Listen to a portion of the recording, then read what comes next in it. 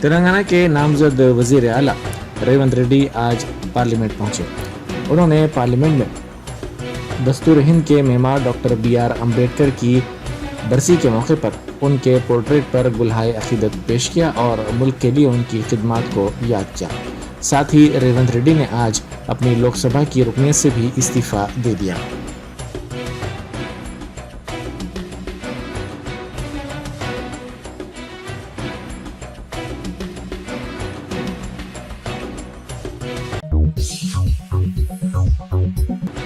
ریونت ریڈی کی حلف برداری تقریب کے انتظامات میں تیزی پیدا کر دی گئی ہے. مختلف ریاستوں کے وزرائے اعلیٰ AICC کے اہم قائدین کو دعوت نامے بھیجے گئے ہیں.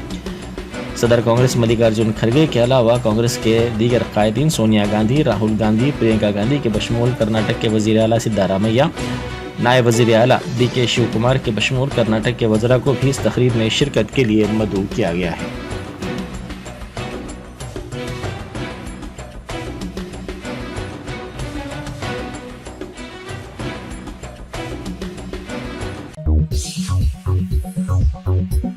ریونت ریڈی کو وزیر اعلیٰ بنائے جانے کے اعلان پر ان کے ارکان خاندان میں مسرت پائی جاتی ہے.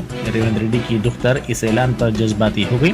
ارکان خاندان نے ایک دوسرے کو مٹھائی کھلائی اور ایک دوسرے کو مبارکباد بھی پیش کی.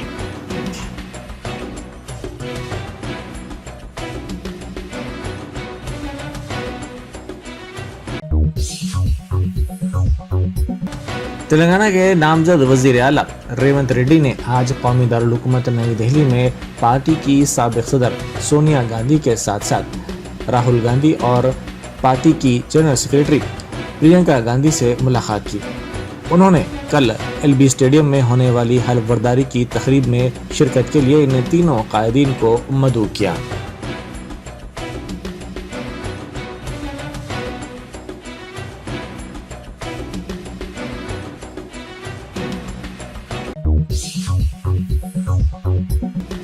بابری مسجد کی شہادت کے 38 سال کے موقع پر صدر مجلس بیرسٹر اسد الدین اویسی کا ایک پرانا ویڈیو وائرل ہو رہا ہے. اس وائرل ویڈیو میں صدر مجلس نے زور دیتے ہوئے کہا کہ جب تک دنیا رہے گی ہم ہندوستان میں بابری مسجد کی شہادت کا ذکر کرتے رہیں گے.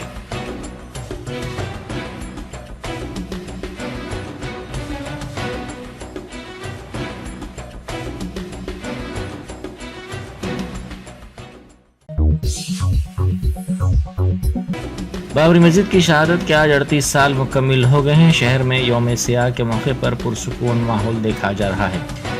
کسی بھی امکانی احتجاج کو روکنے کے لیے سیکیورٹی کے وسیع تر انتظامات کیے گئے ہیں. سعید آباد کی خواتین نے دعائیہ اجتماع اور احتجاج کا اہتمام کیا. عیدگاہ حضرت اجالے شاہ سعید آباد میں خواتین کی بڑی تعداد جمع ہوئی. انہوں نے قنوت نازلہ کا اہتمام کیا اور رقت انگیز دعائیں کی. اس موقع پر بابری مسجد کی بازیابی کے لیے بھی خاص طور پر دعا کی گئی. مسجد اقصی کی بازیابی اور فلسطینی مسلمانوں کی سلامتی اور تحفظ کے لیے بھی خصوصی دعاؤں کا اہتمام کیا گیا.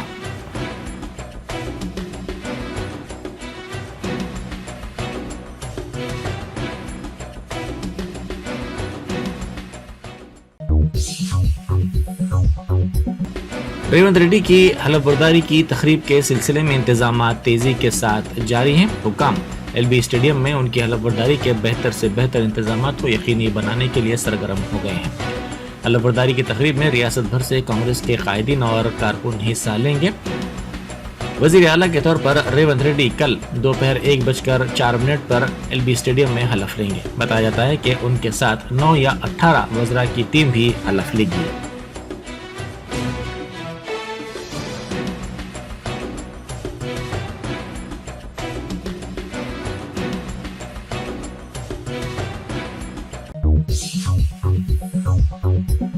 ریونت ریڈی کی متوقع کابینہ کے سلسلے میں ایک فہرست ان دنوں سوشل میڈیا کے مختلف گروپس میں تیزی کے ساتھ وائرل ہو رہی ہے. اگرچہ کہ سرکاری طور پر اس کی توثیق نہیں ہو سکی مگر اس فہرست کے مطابق 17 افراد کو کابینہ میں جگہ دی گئی ہے. ان میں ریونت ریڈی وزیر اعلیٰ، ملو بھٹی وکرمارکا نائب وزیر اعلیٰ و وزیر فائنانس، سیتکا نائب وزیر اعلیٰ و وزیر داخلہ، سریدر بابو اسپیکر، سدرشن ریڈی وزیر زراعت، تملا ناگیشور راؤ وزیر امارات و شوارع، دامودر راج نرسمہا وزیر تعلیم، جوپلی کرشنا راؤ وزیر سیاحت، اتم کمار ریڈی وزیر پنچایت راج، کومٹ ریڈی وینکٹ ریڈی وزیر بلدی نظم و نسق، کنڈا سریکھا وزیر بہبودی خواتین و اطفال، کنگولیٹی سرینواس ریڈی وزیر آبپاشی، وویک وینکٹ سوامی وزیر ایس سی بہبود، بال ریڈی رنگا ریڈی وزیر اسپورٹس، پونم پربھاکر وزیر جنگلات، مدن موہن وزیر آئی ٹی، کودنڈا رام وزیر صحت، آدنکی دیاکر وزیر لیبر اور محمد علی شبیر وزیر اقلیتی بہبود ہوں گے۔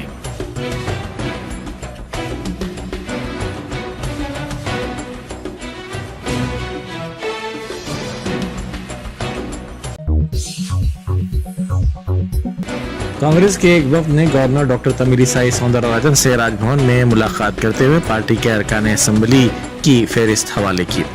انہوں نے کہا کہ کانگریس کے ان تمام ارکان نے ریونت ریڈی کو سی ایل پی لیڈر منتخب کیا ہے۔ ان کی دستخطوں کے ساتھ ایک مکتوب بھی گورنر کے حوالے کرتے ہوئے ان سے خواہش کی گئی کہ کل دوپہر ایل بی اسٹیڈیم میں ہونے والی تقریب حلف برداری کے انتظامات کو یقینی بنائیں۔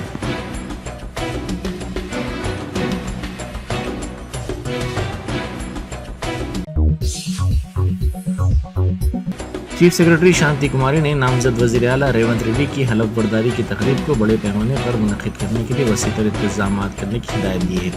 یہ تقریب کل ایل بی اسٹیڈیم میں منعقد کی جائے گی۔ چیف سیکرٹری نے عہدیداروں کے ساتھ اجلاس منعقد کرتے ہوئے چیف منسٹر اور وزراء کی حلف برداری کی تقریب کے سلسلے میں انتظامات کا جائزہ لیا۔ انہوں نے تمام عہدیداروں سے خواہش کی کہ وہ قریبی تال میل کے ساتھ کام کرتے ہوئے اسے کامیاب بنائیں۔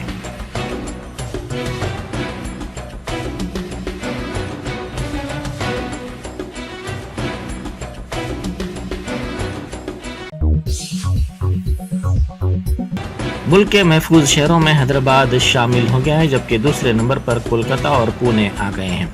سائبر جرائم کے واقعات میں تلنگانہ ملک میں سر فہرست ہے، جبکہ قتل، سرقہ، لوٹ مار اور دیگر جرائم کے معاملات میں ریاست کی صورتحال کچھ حد تک بہتر ہے۔ اس بات کا انکشاف سال 2022 کی نیشنل کرائم ریکارڈ بیورو کی رپورٹ میں کیا گیا ہے۔ اسی طرح فرضی خبروں کو پھیلانے میں بھی ریاست سر فہرست ہے۔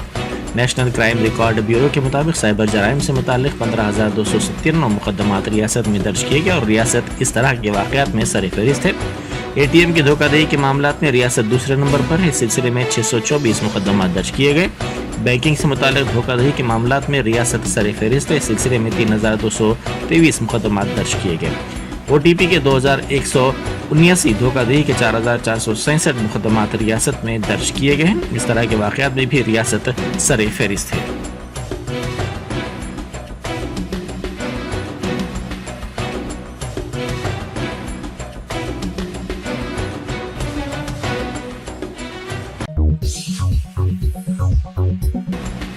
راجیہ سبھا کے کانگریسی رکن عمران پرتاپ گڑھی نے آج ایوان میں ریلوے کے ویٹنگ ٹکٹوں کا مسئلہ اٹھایا۔ انہوں نے اس مسئلے پر کہا کہ ویٹنگ ٹکٹوں کا مسئلہ عام لوگوں کے لیے المیہ بن چکا ہے۔ آج کل تتکال ٹکٹوں اور کرایوں کے نام پر لوٹ مار کی جا رہی ہے۔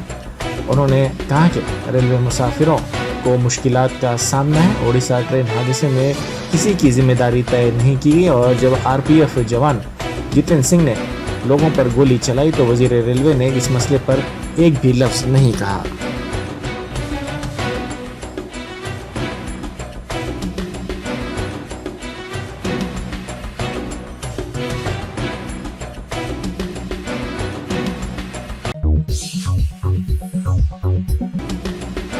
جعفر حسین معراج رکن اسمبلی یاقوت پورہ نے حلقہ یاقوت پورہ سے تعلق رکھنے والے قریش برادری کے افراد اور آٹو رکشہ چلانے والوں سے علیحدہ اجلاس منعقد کرتے ہوئے ان کے مسائل کی سماعت کی۔ انہوں نے پہلے قریش برادری کے افراد سے ان کے مسائل کی تفصیلی سماعت کی، جس کے بعد انہوں نے برادری کے ذمہ داروں کو مشورہ دیا کہ وہ ان کے مسائل کو تحریری طور پر حوالے کریں تاکہ ان کے مسائل کی یکسوئی کی جا سکے۔ انہوں نے کہا کہ قریش برادری کے افراد نے اپنے ارکان خاندان کے ساتھ مجلس کی کامیابی میں اہم رول ادا کیا۔ جعفر حسین معراج نے آٹو رکشہ ڈرائیورز کے ساتھ بھی اجلاس منعقد کرتے ہوئے ان کے مسائل کی سماعت کی۔ آٹو ڈرائیورز نے رکن اسمبلی یاقوت پورہ کو بتایا کہ پولیس کے چالانات کی وجہ سے وہ بہت زیادہ پریشان تھے۔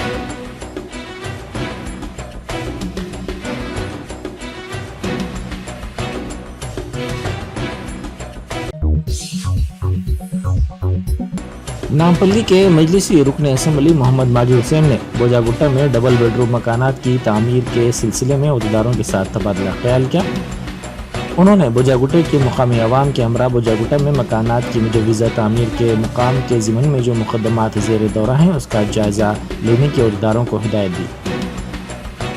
اس سلسلے میں صدر مجلس نے بوجاگٹا کی عوام سے انتخابی مہم کے دوران وعدہ کیا تھا کہ مجلس کی حلقہ اسمبلی نامپلی سے کامیابی کے بعد ماجد حسین بوجاگٹے کے عوام کے وعدے کو پورا کریں گے اور پارلیمانی انتخابات سے پہلے مکانات کی تعمیر کا آغاز کر دیں گے۔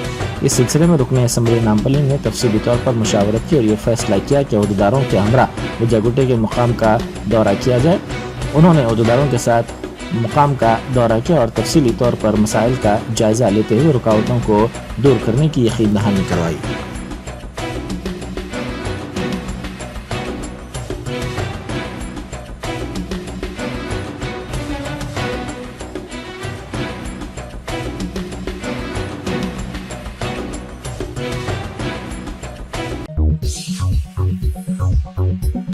تلنگانہ اسٹیٹ حج کمیٹی کے زیر اہتمام آج حج ہاؤس نامپلی میں آن لائن حج فارمز محمد سلیم صدر نشین ریاستی حج کمیٹی نے جاری کیا۔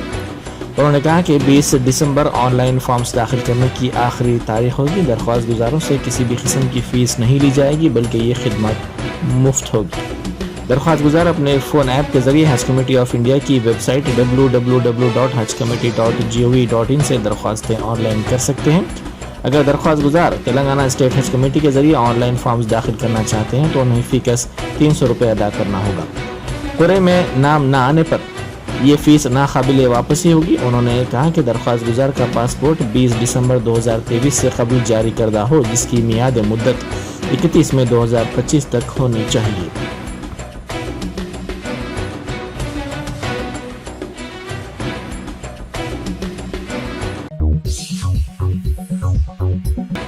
سابق رکن اسمبلی شکیل عامر نے کہا ہے کہ وہ شکست کے باوجود عوام اور BRS کارکنوں کے لیے دستیاب رہیں گے۔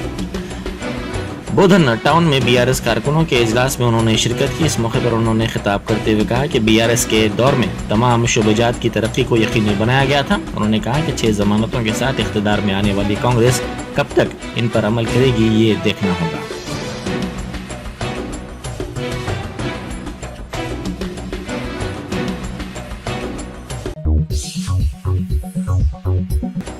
نیلور ضلع کے آتماکور میں آستانہ قادر چمن عالمپور محبوبیہ میں عرس کے سلسلے میں رسم سندل مالی انجام دی گئی۔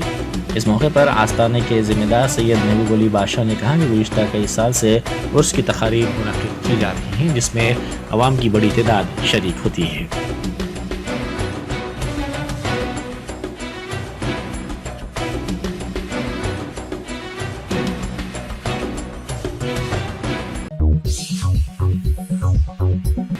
چھتیس گڑھ میں کامیابی کے ساتھ ہی بی جے پی اپنے ایجنڈے پر کار فرما ہو گئی ہے۔ بی جے پی کے رکن اسمبلی برج موہن اگروال کی ہدایت پر مقامی بلدی حکام نے مسلم اکثریتی علاقے میں غیر مجاز قبضوں کے نام پر دکانات کا بلڈوزر کے ذریعے انہدام کر دیا۔ یہ کارروائی آج شروع کی گئی۔ اس کارروائی کی مخالفت کے باوجود اس کارروائی کو جاری رکھتے ہوئے دکانات کو منہدم کر دیا گیا۔ یہ تمام دکانات مسلمانوں کی تھی۔